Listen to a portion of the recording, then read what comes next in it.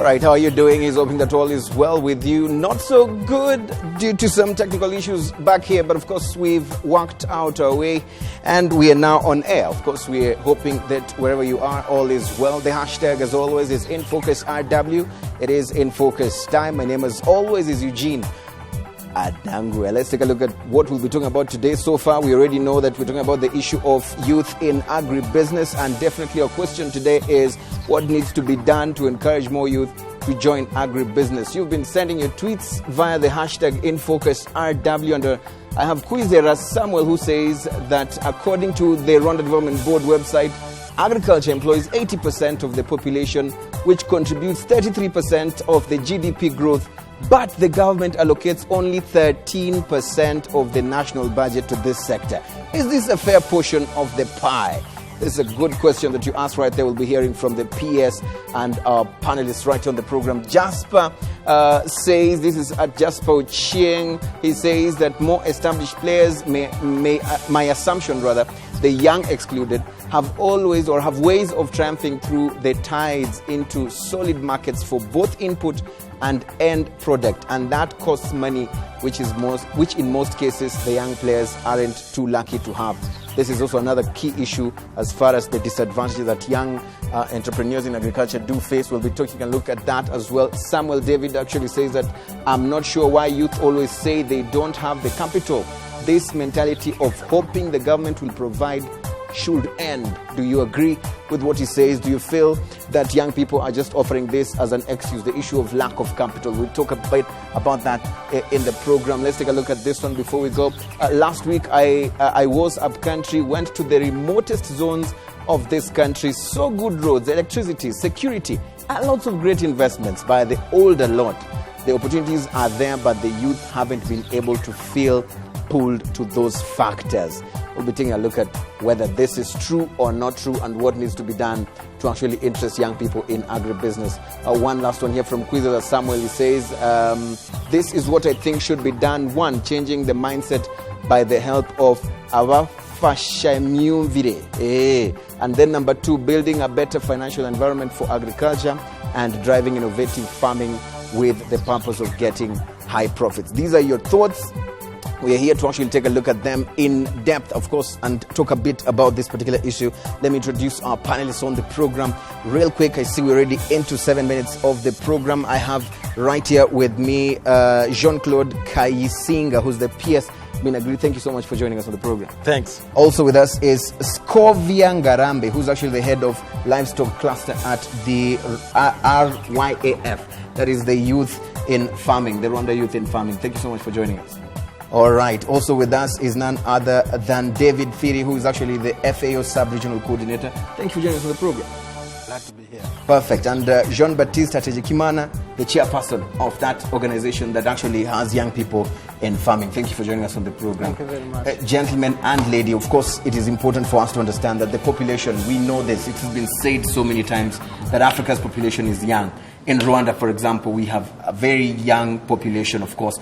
But when you look at the age group of those in farming, they are the ones who are in their 55 years. Yes. Yet we have a majority of our population at 25.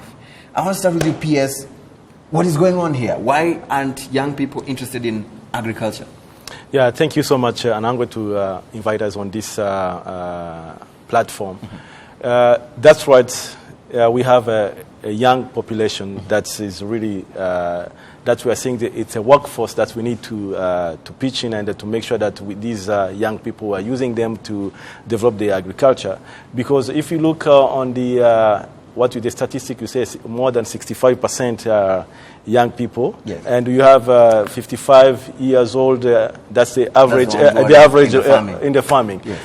And when we look at in the future, and we're looking with the challenge the agriculture is facing, like climate change and growth of the population, and we are trying to see what kind of solution we can use. That's why we're having this conference that is happening tomorrow to make sure that we encourage young people, because we are seeing that the workforce that is ready for us to support the agriculture sector development. Then to look how we can end hunger and poverty Right. using any different youth and their innovation through these kind of challenges agriculture is facing worldwide. Thank you. Yeah. Perfect. I'm going to come back to you very shortly, but let's hear from Scovia. Scovia, first of all, what sort of farming business are you into? Because I'm told if I want chicken, if I want a Maggi, Yes. I should be actually talking to you. I mean, tell us a bit more about your project and how you even got into agribusiness.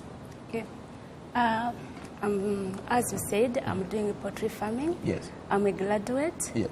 And I graduated in information technology, but I'm doing agribusiness, poultry farming as a business. After my graduation, I delayed to get a job which I was not expecting. Yes.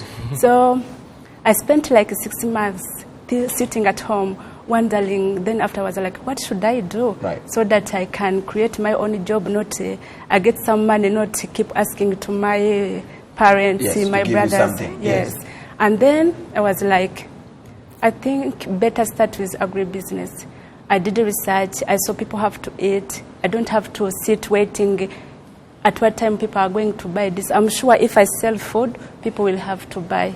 So I did research. I visited some farmers, and I started with 250 chickens. 250 chickens. Yes. How did you get to Well, yes. 250 chickens? Because I've heard people talk about the issue of lack of capital to even start with one chicken. I mean, how did you start with 250? The way I started, I got an idea. I told it to my brother and my parents. I have this idea, I want to do farming. They was like, okay, it's fine. If you're interested, you can do it. So we had, where we are staying, we had a smaller piece of land. And then I built a small house. And then I got a capital from my parents, small. They gave me 200,000. Then I bought chickens for 1 month old. And I started buying feed, feeding them. They started laying. Right. And then people were buying eggs a lot. I was like, oh, this is not enough. I have to expand. That's how my business kept growing. Right. And today, from 250, how many do you have today today? I have 3,000. 3,000? Yes. Currently, I have 1,500 layers and 2,000 broilers for meat. Right. And I was able to create my own job, and for others, I have 3 full-time and casuals, in the case like more than 10 sometimes. You employ so them and I'm you employed, pay them a so, salary. Yeah. How old are you, first of all? I mean, I'm told it's never polite to ask a lady their age. No. I'm still young. Right. I can see. In your 20s, right? Yes, I'm in 20s. In your 20s. Yeah. I mean, David, I mean, this is why I bring you in. She says her parents actually did have to chip in and, give us some sort of finances to start up. But let's talk about the real challenge here for those who do not have parents who are able to actually do this, but they have an interest in getting into, agribusiness. Where do you see gaps? How can they be filled so that they are able to also be talking about the success story as Scovia is saying? You see, normally what happens is that relatives are the very first to provide support. So in her case, I think it worked very well. But there are other young people that do not have even the relatives that can provide the support to them. Government, I think, has a role to play. And by government, I'm not just talking of the state, okay? All the arms, including the fact that the government itself provides an opportunity for the private sector to do well in agriculture. Because I think the role of government, as I see it, is to provide a policy environment that is conducive for the private sector to flourish. Right. We have examples, concrete examples across the world, where governments have done this. In fact, private sector has come in. We have examples where banks, commercial banks, that normally shun smallholder farmers, have opened branches in rural areas and stayed there because there is money for the banks to make. Now, in that process, they can loan to smallholder farmers, and agriculture the youth can come and participate. Take advantage of and participate in agriculture. Right. Our own examples are many. In fact, the meeting tomorrow is about creating youth employment, creating incentives for youth to join agriculture. Why? Because we have seen that there are many youths like Scovia who are already in agriculture, who provide excellent examples of staying in agriculture and prospering in agriculture.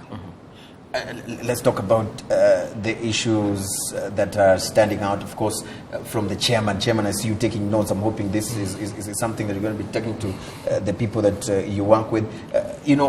From this organization that you work with, I mean, we understand that there are several problems that we all know of that are actually standing in the way of young people when they want to join agribusiness. One of them is the lack of knowledge on agribusiness skills.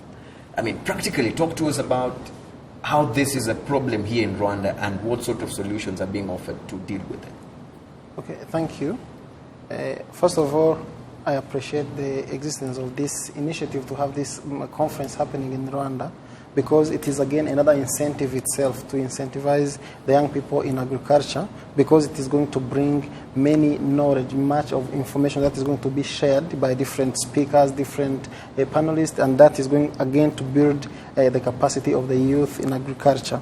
Talking about that gap, the knowledge gap among the young people in agriculture is common, but it is not common to be taken apart, but it's common to be addressed. One of the solutions that is being provided is collaboration and partnership.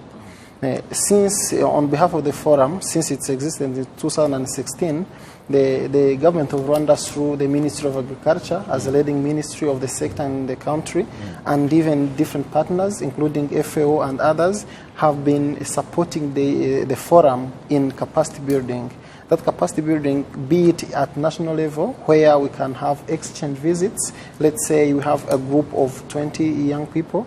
They want to learn much about the poultry farming. Right. It is now good that you have identified Scovia as one of us to take that group to her and ask her to share about the poultry farming. That is the indirect way. Also, there is another indirect way to send people abroad, to go there, gain knowledge, learn from them, and when they come back, we have been supported by FAO for sessions so that they can support that session to help the one who went there. And when he comes back, we organize a group and they meet with them and they share with them. That is another way of building the capacity, because we are not starting from the scratch. We have already the ones that he's talking about who must get that incentive, and so that they can help others to grow up. Right. That is how we are dealing with it. That's how you're handling that particular issue. We'll do another round to really investigate how that is actually working on the ground and what sort of scientific proof you have that actually it is paying off. But let's come back to the PS. Young people here in Rwanda feel that it is not easy to get even that piece of land where they can actually practice agriculture. We're here telling them, do agribusiness. That is where the jobs are. But we remember a few months or years ago, even the issue of land inheritance for kids. I mean, parents were told it is not a must. Yes, it's not a must to give them that land as inheritance. So where do young people go to be able to get that piece of land that they can start off from? Oh, thank you so much. This is a great question because this is one of the resources that is rare and it needs more of support from the government to support these young people. Right. What I can say that as he mentioned on the platform they have, because we are not going to say only one person to work on, or with only one person. We're trying to see how can we put them together in this kind of platform. Then when they have like a kind of project, we support them to have something like a land. We're looking for somewhere we can get land, because there's some government land that is there to support these young people. Also, there was also another way of trying to, we have one example I can give. We try to get young people from That's just finished. Sorry, Piers, I just want to get you clear. You say that government is actually already giving out some government land to young people who want to get into agribusiness. No, it's not giving like that. It's like a leasing. Leasing Leasing land to them. And for example, they say that we did see that land that is there we can use for agriculture. And what we do, we have like a leasing contract with them to make sure that they can practice their. What's the process? I'm sure someone is watching and says, yes. I want to benefit from that. What's the process? Most of the time, we were looking for these young people that are grouped in like a cooperative, and we look for somewhere we can find the land that land that is suitable for them, and we provided that kind of support. Right. That's one. The other things these young people, I don't know if you have heard a program we have of sending young people to Israel, that young graduates to Israel. They spend like 11 months doing like a practicing the agriculture theories they had in school, and then they learn from these farmers that are billionaire in Israel, and then they show that even I can be a billionaire from agriculture. And they change their mindset. When they come back here, what we do, we try we help them to set up like a company or an association or a cooperative. Then we support them to give them some of the service that they need to be able to be like what they saw when they visited Israel, for example. How long has this been happening before I move to the next panelist? It's been like for 3 to 3 years. This is like a fourth cohort. 3 to 4 years. Yes. And now we have around like 600 that have been going there. Some people would come back to you and tell you it's not working, PS, because we still have 55 years old in the farms, and these young people, where are they? That you took to Israel, where are they? They're in the farms. So you know what? They are becoming more. Some of them, they are coming with doing their businesses. Others are service providers within the Ministry of Agriculture. And then what they do, they work with these farmers, providing them these best practices to increase productivity and quality. Yes. Scovia, what's the biggest challenge for young people who want to jump into agriculture? I mean, from your own experience, what was your biggest challenge?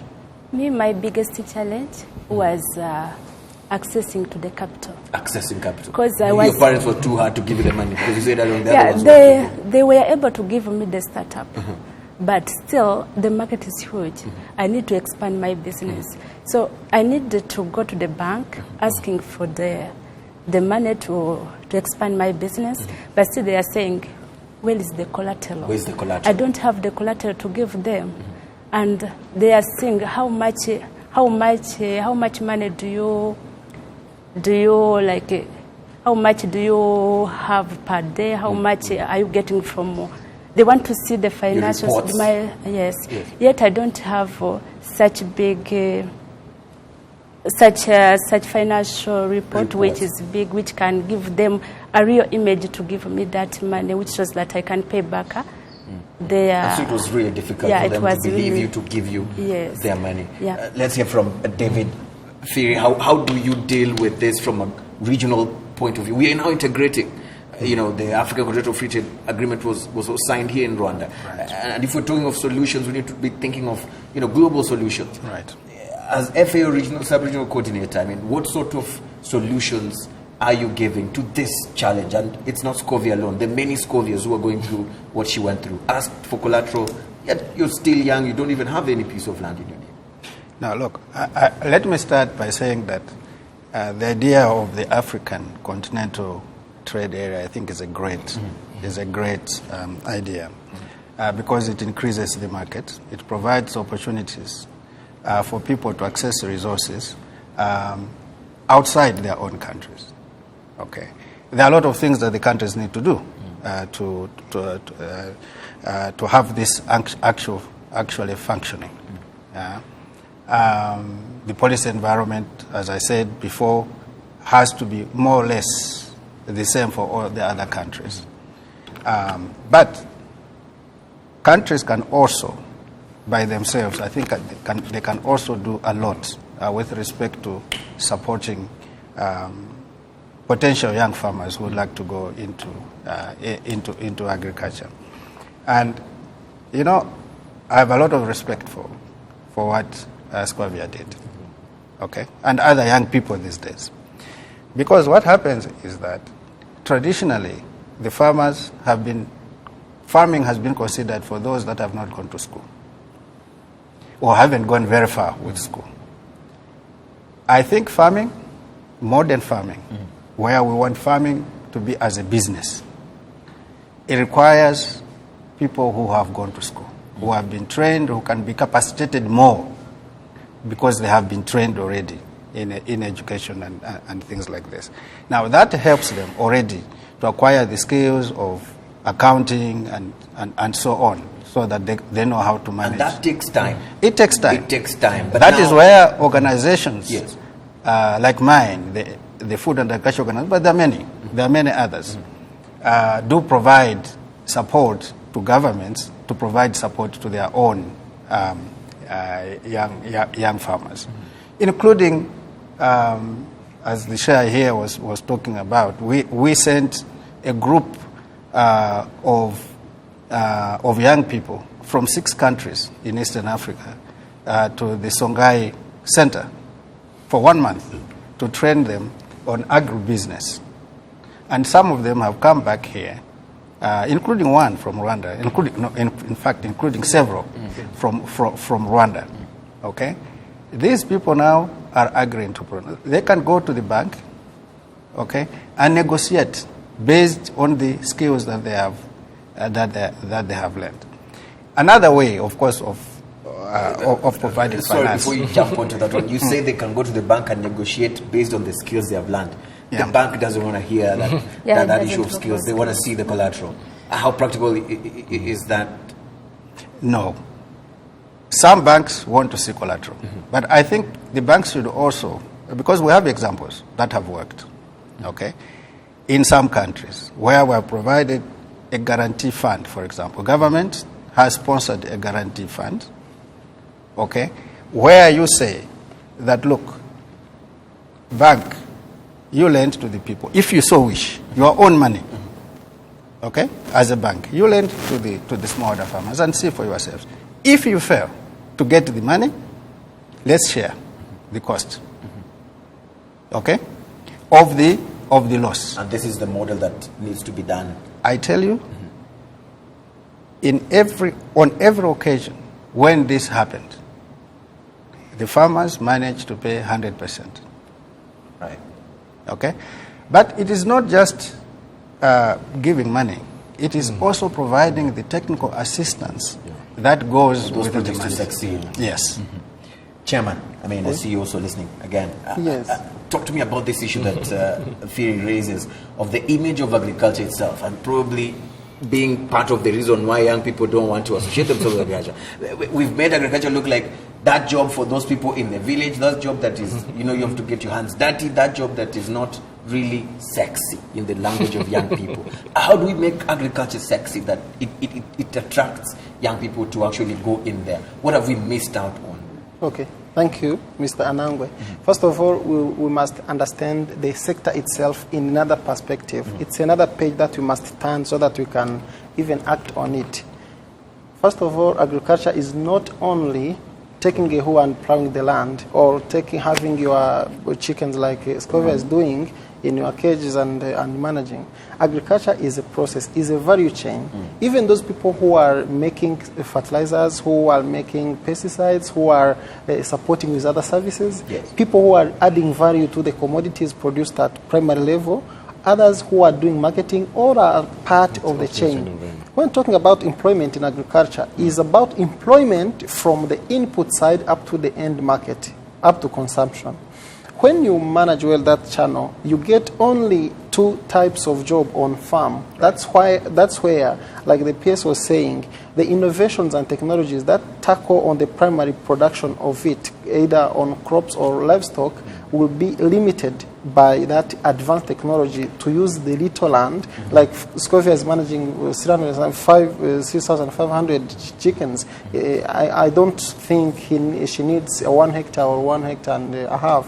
Like we have other brothers and sisters who are raising piggery or rabbit. They do it on small scale. They use small piece of land, and they increase the number of units of those animals, and they are employed. When talking about the sector itself, it's about creating incentives, creating incentives starting from the capacity development, capacitating the people who are doing in the sector, in the chain, like the ones who have already started. They need a various range of skills. They need to be good at accounting, because with the accounting system, when they have improved, Scovia will be able to sit in front of the banker and explain that project, and the bank will understand how Scovia is doing technically in her project, right, so that they can even consider the numbers, because agriculture has been facing the lack of accurate numbers, and that's the reason it has been considered as a sector for old people and non-literate people, and that must be understood by that change that we want. Means changing the mindset of the youth, showing the opportunities in the sector, means also creating that range of capacity development, either technical or that financial, like creating different incentives, creating guarantee funds so that they can accompany the ones who have started, even pulling a mass of awareness, and even having many entrants in the sector who can learn from others, and even others have their own source of capital. They can even start their businesses without relying on external, but they need that awareness and even explaining the sector in its perspective, right, understanding the value chain. Value chain. Yeah, and I think that is what Ismail David is actually saying, that agriculture should be linked to other aspects of professionals or professions, and that is IT, banking, technology, to be more attractive. Absolutely. Other than just looking at it as just in the field. Yeah, not right. Yeah. PS, yes. If someone would come and look you in the eyes and tell you your policies for agriculture are not youth-friendly, what sort of answers would you give that person to actually prove them wrong? Yeah, I can prove that wrong, because our policies, what we made, it's even youth is among what we have been starting thinking in a new policy we are developing. We developed since last year. Then it's a 30-year policy program, and then what we want to see. Sorry, not 30 years until 2030, but this one, it's young people, youth. It was one of the major component of our policy, to make sure that, since we are facing, as I came back to the beginning, since we are facing these challenges globally, even within the country, we are facing this population growth and also the climate change. We need innovative ideas to use our land effectively. So the policy is not innovative. The policy is innovative. You're saying we need. So no, it's innovative. It's sorry. It's about the wording, but it's part. Yes. How? Yes. Well, for example, within our policy, when we have been developing our strategy, we're trying to see how can we bring new innovative ideas, like technologies. For example, I don't know if you have heard about hydroponics. Since we are saying that we no longer have problem of space, why can't use vertical agriculture, using our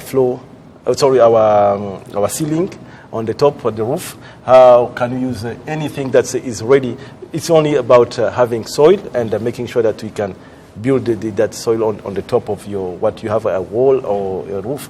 That's the things we are trying to put in that policy, and we've been putting that there. Right. Yeah. So you strongly back it. Yeah. Scovia, do you agree? I mean, which gaps do you see? What would you want to tell the PS on behalf of the government? What would you want to tell them that you wish done so that you and others like you can flourish in agribusiness? Okay. I wish the government, as you said, they are trying to change the image of agriculture in order to impact younger people, to show that agriculture they knew for 30 years ago, it's not how it is now. So I could ask the government to give education from the primary school, like having farming projects, to show those younger people that even agriculture can be handled as a career. They show them the benefits of agriculture from at a younger age. That at least they can change their images, seeing that like people from the village, they know that agriculture is going to spend all that day digging, that they become that which is not the reality. So you'd like the government to actually take the education down? Yes, the education down. They do like exhibition about agriculture. Yes. They invite younger people. They look how the agriculture is interesting. So they will be interested. As me, I was interested because I got a chance to visit different poultry farms exhibition to see how like a developed country, how they are farming. So I got that interest. I was like, oh, I want to be like the other farm. Yeah. Yes, that's good what she said, because when you look, we have like every year like agriculture show where we showcase everything you are doing within the ministry, and we invite everyone who's in agriculture sector to showcase what they do.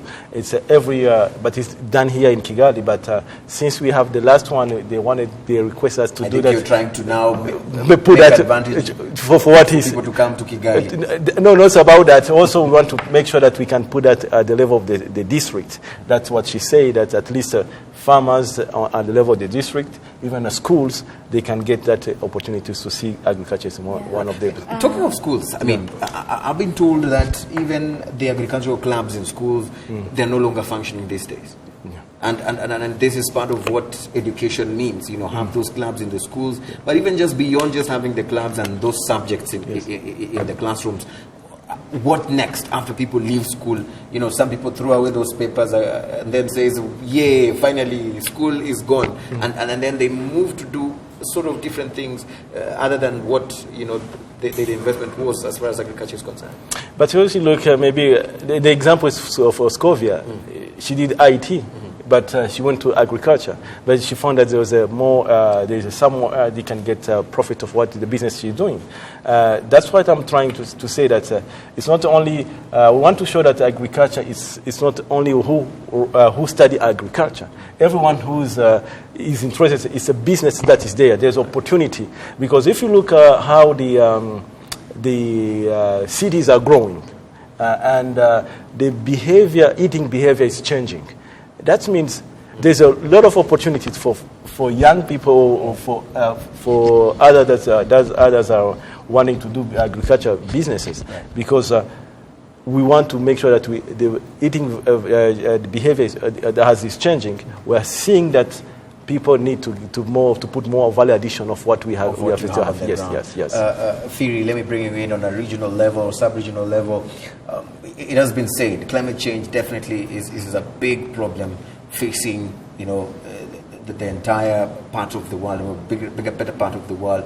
And, those who are even established in agribusiness are actually feeling the pinch of climate change. What happens to those who are just starting, like Scovia and others who are just still thinking of this as an idea? Is this too discouraging for them? I mean, how do we ensure that they build climate resilient, projects at their level, at their small level?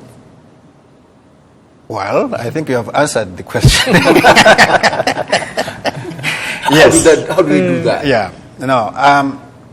Listen, climate change is here with us. Okay, we see all examples of climate change sometimes getting worse. Okay, with a situation where the frequency and the intensity of droughts and floods and pests and diseases, including the 4 armyworm more recently. Okay, all these, the pace is increasing. Okay, so I think it is important that both at government level, as well as at local level, as well as at farmer level, people think and plan as if it's going to be a bad season. Okay? Assuming that we're talking of primary production. And this will also have a knock-on effect on the value chain, up the value chain. Okay?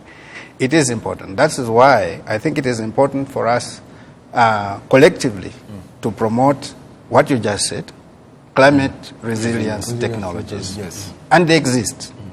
Okay? It's not we're going to invent new ones. I mean, of course, new ones are going to come. But, the very good practice of planting area, for example, okay, it alone is good for climate resilience.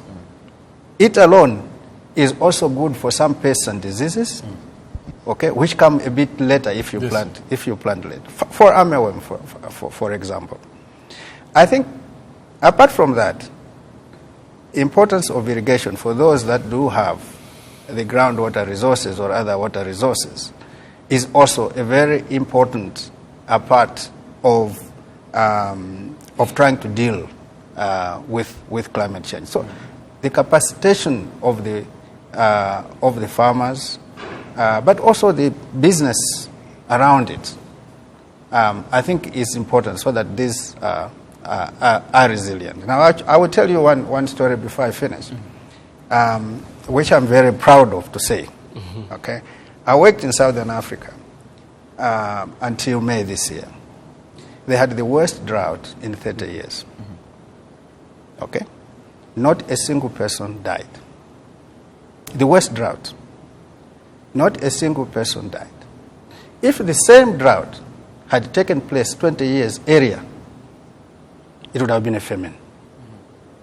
The same drought took place here in Eastern Africa. The number of casualties was much reduced from what it could have been. And what is the moral of the story? The moral of the story is that governments, communities, farmers have already learned to be resilient. They've already learned to be resilient. Yeah. Chairman, have we really learned? Have we learned enough? Yes. Yeah. And then, Yes. if you also just take some time and talk about this issue of the limited, agri-entrepreneurship spirit among young people, they say it is very limited. I mean, most of us, if you ask them on top of their head, they wouldn't say that they want to get into agriculture. Yes. Thank you for that concern. It is being said that the devotion to the sector is limited to the young people, but it is again what I was talking about. It is about like the different partners are working on it now, creating that space for discussions, for interactions, and even openness to make sure people can learn, agriculture is not only farming, it's not only primary production. Agriculture can be also, if I'm an IT person, I can develop a tool that is going to help, because we are in an era of a changing climate, I can be part of the process, bringing out my solution and impacting positively with the performance of the sector. That one is employing himself in the sector, though he's not practicing what we used to call primary farming.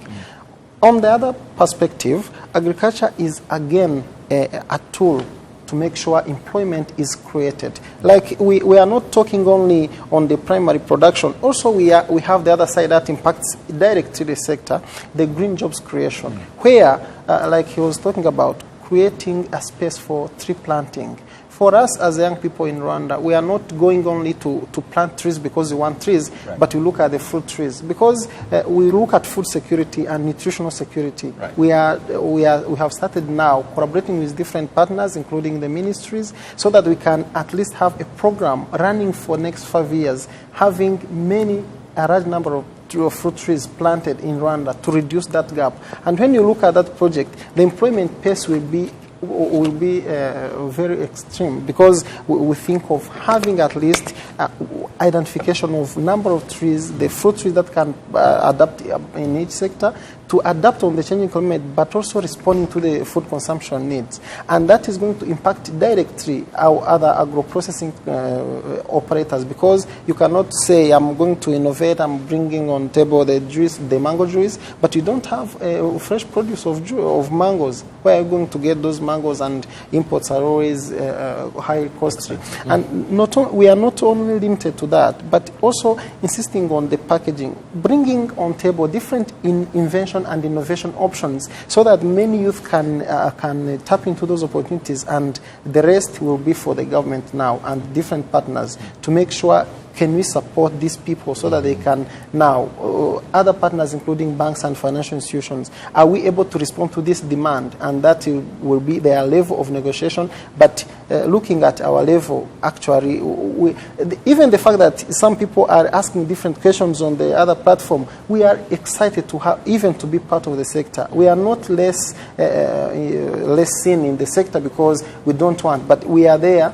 The remaining part is now the improvement of what already is there. And Scovia, I'm going to ask you this as I go to read those comments that are on those screens, as chairman says. I want to ask you, still on the same question, on the issue of the interest for young people. Very few of them have that agribusiness spirit in themselves. And someone even did tweet and said that, the challenge is that most young people wait for the government. They want the government to do everything for them. Do you agree? No, I don't agree with that. Yes. Okay, the government will not support you if you don't show them that you have that initiative to do something. You have to come up, though we are saying we are lacking of capital, we are lacking of skills, you have to come up with an idea. Right. You say, I have to do this, and start. You find a way to start small. If you find a way to start with small, Right. I'll be able to come to you and say, I'm doing this and this. Right. You are interested in my idea and my business. So you must show effort. Yes, you must show an effort that you're doing something, and the one who wants to support you, at least he have somewhere to start from. Right. So I can advise my fellow young to start with small they have, to go and tell the ideas to those who they are seeing where they can support. They will support them. They will support if you're them. lacking of training, they will give you training. And or maybe they will guide you. You have to pass here and here so that you can reach on what you want to And achieve. at least that will be help. Yes. Perfect. Let's read what we're seeing here. Christophe Itayezo, a good friend of the show as well, says that it is not a matter of youth willingness to be engaged in agribusiness, but the way they are organized and shown profitability of the sector matters. I think this is what you want to say. This is why we need periodic mentorship sessions across the country within a capacity building package. P.S. What do we have in this end? Yeah, that's right. What he said is true, because most of the time when we meet with these young people, we always find there's a challenge of these skills missing within when they are writing some of the business plan proposals to put on to submit in the banks. As the ministry, through these working with other stakeholders, we always have a time of giving them some of the training that they can make sure that they have a great skills. This happens. Yes, this Some happens. people complain and say that my proposal was just shot down and nobody even told me why. Nobody even came back to tell me how can I improve it.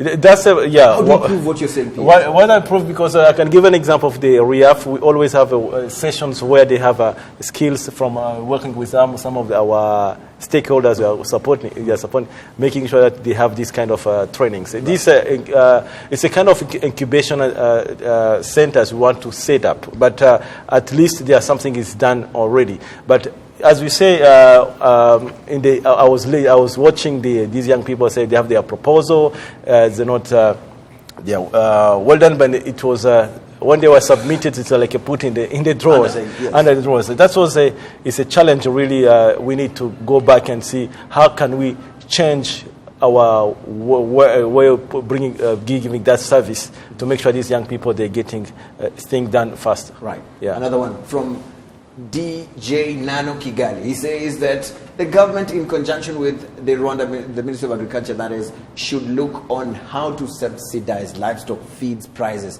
They are way too high, and suppliers are very few. I mean, this one is for you. They should be. What's the sort of the incentive that we have in this end? There are subsidies on feeds. What's the subsidy? So that we can know if some people are actually... Well, most of the feed that we are giving subsidies more on this what we call forage. The grain, it's like a 50% subsidy. Yes. Can it be made higher? Yes. We are this. You need to look when you do a subsidy. You have to look what we are getting, what are the requests, what are the demands. Then where you go through the process of working. Even the suppliers, you say, are very few. Those who are actually giving this feed. So that means they can actually control their prices as they want. The suppliers, yes, that's right. There are few, but we are still building this capacity because this is a new thing that is an infant stage, and we are seeing more people are going through these feeds processing plants. Right. Yeah. Okay. Let's take a look at another one right here from Ismail David, who actually says that agriculture should be linked to other sectors. I think this one we did take a look at. Scovia, that issue of the feeds, I mean, is it a challenge for you? Yeah, it's a big challenge which I've been facing. So those companies who are making feed, Right. they start with making good quality feed. So we start from buying them. And then they reach where they change the quality of the feed. And if they change the quality of the feed, it will affect the livestock. Right. And the production becomes bad, and we are discouraged to do the business which doesn't show the profitability. So I would like to ask the government if there is a way those companies could do sustain the feed quality. Okay, Yeah. okay. You find, like me, I was making my own feed. Though I don't have money to buy materials I was doing it manually, and the quality was not good. So I decided to go to the companies who are making So they need to feed. follow up. Yes, on So yes. they need to follow up, Yeah. and then the price is somehow high. It is also high. compared to the what we are saying. Yes, you'll make Scovia leave the business, and there'll be nobody else who's a role model to other young people. We are going to consider that his our request, because we have to follow up with that. Yeah, the quality. The quality of our producing. Yes. Perfect. Chairman, before What we I go wanted feeding, to yes. add to this challenge, you see, feeding the livestock Right. immediately impacts. You are looking at the primary crop production, because that is again, there is no way you can develop agriculture without considering both crop development and the livestock development. That's again another issue that will go deeper to increase the productivity of our grains, because the animal feed, almost 75 or 80% comes from the grains raised, or maize bran or rice bran, and that again another issue that is going to impact. It is directly impacting the performance of livestock, because we are still incurring high cost in that brands and other components production. Right. For, Yes, for example, there is a government, which I will not mention, which sets parity price for its, say, a cereal, which is an input into feed production, which is higher, much higher than the market price. Okay? Now, when that happens, I'm just trying to agree with the chair here, because when that happens, then the feed price will also go up. It follows. And it becomes a challenge. Perfect. There's an interesting one here from Confident. He didn't actually put the hashtag in focus, but he says here, let's put aside the lies, is what he says. The youth is not joining agriculture because of mud and dirt. They want to only work in the city, not in the villages. Where can you find a cultivating land in Kigali? This is his question. We should reduce looking after our skins and start looking after our health. This is what he says. He feels that most youth are coming to Kigali, and in Kigali, then what do you want to tell them? Yeah, I think that is similar to what I have already mentioned, Right. because it is the sector that is not well understood. Because if you did ICT, bring your ICT in the sector and look at the solution that we are going to bring so that the sector can perform. It's not always about digging the land or doing that job. So even if they come to Kigali, they can come up with innovative ideas that can help the people who are remaining in the village. Absolutely, and they are already. Okay. Yeah. Thank you so much for that particular tweet. P.S. as we close, because we want also to leave here at least having some sort of conclusion out of this particular issue. In closing, what sort of promise, what sort of commitment are you giving young people who are watching and they want to get into agribusiness? Just as you say, the chairman, there is opportunities. If you go off-farm and on-farm jobs, there are all opportunities, because if we are looking for value addition, we're looking for through all the value chain. There are many actors in the value chain. These actors, that doesn't mean that you have to learn, you have been in agriculture education. You can do ICT, you can do finances, all these companies. There are solutions to the agriculture sector. There are really opportunities on that. Yeah, Scovia, in conclusion, what do you want to tell fellow young people? Your concluding message. Okay, as I conclude, I could tell my younger fellow, especially ladies, I want them to be engaged in agribusiness, not to look at the jobs in the city. After that, I was employed in the IT company, but I saw the salary I was paying, it was not enough. I decided to be self-employed. If they can not even to go to the village. They can look, if you don't want to do farming, at least you can do packaging. There is even marketing. So there is a huge opportunity. There is a huge opportunity in agribusiness. Instead of keeping running around looking for a job, those in the village, they have a chance. At least most of people from the village, parents, they have a smaller land. They can use that small land. Farming doesn't. From there. Yes, farming doesn't require big land, hectares and hectares. At least to get something to gain money from, not depending from others. Right. Perfect. Those who want doing farming, poultry farming, I can help them, guide them, because I have mentorship. I have some experience, though even I need more skills and technical farming, so I can help them, especially ladies and women, because it's a good job for women. Perfect. Thank you. Phil, what's your closing? Youth unemployment is pretty bad for society because it could lead to forced migration. It could lead to criminality, including maybe drug abuse and so on. So it is in the interest, I think, of the whole society, right, to support the young people to prosper in whatever they want to do, including agriculture. But agriculture, being the largest sector, I think has got the highest potential to contribute to youth employment. Right. Perfect. Thank you. Chairman. Thank you very much. By concluding, I first of all will recall to the government and different partners and stakeholders to look at the position of agriculture in the economy. Like the comment that has been shown, like 80%, like the statistics, 80% of employment in agriculture. This is 68 now, it's not 80. In Rwanda we are a little bit lower because we are almost 68%. 31% of GDP contribution, around 13% of government spending on the sector. Again, if the sector can employ many people or the labor force, you need more budgetary allocation.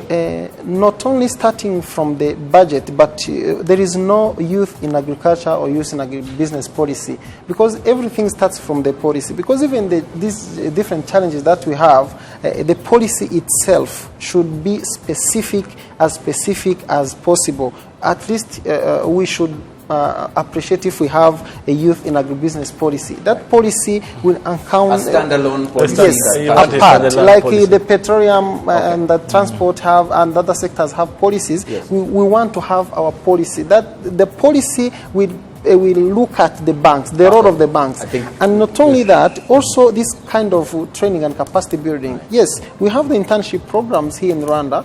Other ones are doing it inside the country, others are doing it outside. The point is but policy is the global. Right. ICPS has taken note of that. Just because of time, PS will not be able to give you a right of reply for that one, but I'm sure this is something that you're going to be taking on, and we'll have this conversation even more. Thank you so much for your time. And of course, thank you as well for watching and for keeping the conversation alive on our social media platforms. It continues on even as it ends in these four walls. The hashtag, as always, is InFocusRW. Let's keep talking. Let's keep having solutions to some of these challenges we face on a day-to-day basis. As always, my name is Eugene Anagwe. Good night.